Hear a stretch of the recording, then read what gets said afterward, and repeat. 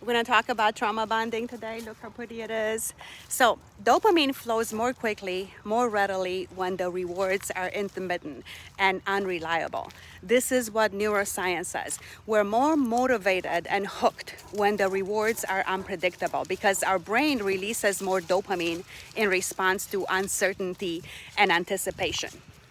What does this mean? It means that when the reward is better than you expect, you get a dopamine spike. That's why casinos are so fun. Rewards are unpredictable.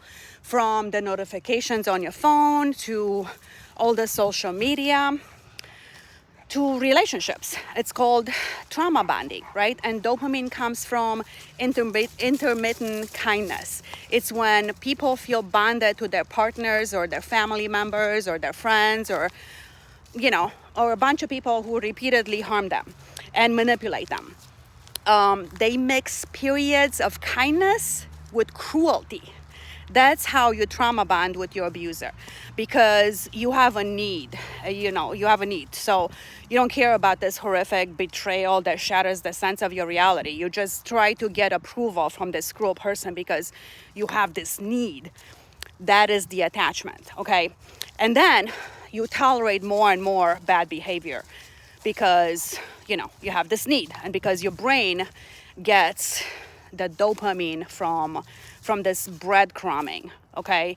And because of that, it just lies to you, and it tells you it's not safe to leave. You make all kinds of excuses, And not only you make excuses, but you protect them from the cops or other people that can see the danger, right? It's always praise and provoke for them. It's devaluation and praise. And then you apologize. You apologize when you get hurt, right? Just to have a little bit of peace, just to have some quiet, okay? It's called trauma bonding and betraying, right? The victim is always trying to get approval from the perpetrator in order to survive the relationship, okay? It's Stockholm syndrome, okay? Google it. These perpetrators have very strong tactics to keep you bonded to them. They love bomb you and then display a lack of empathy.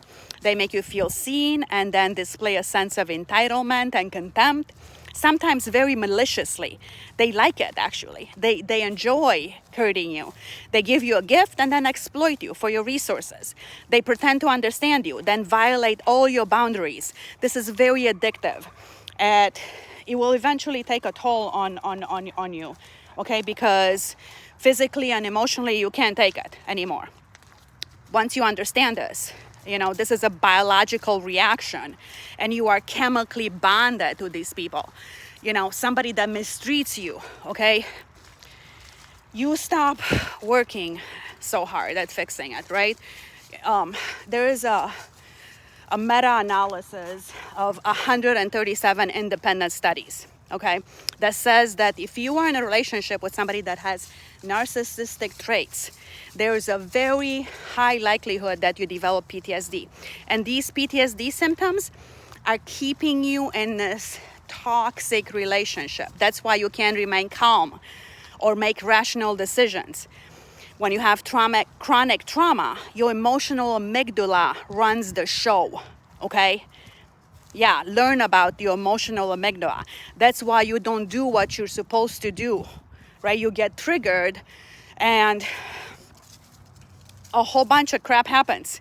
Like, understanding this can help you put these unhealthy habits that you have, okay, and make you realize that this is an unhealthy pattern and it's overwhelming your fear response.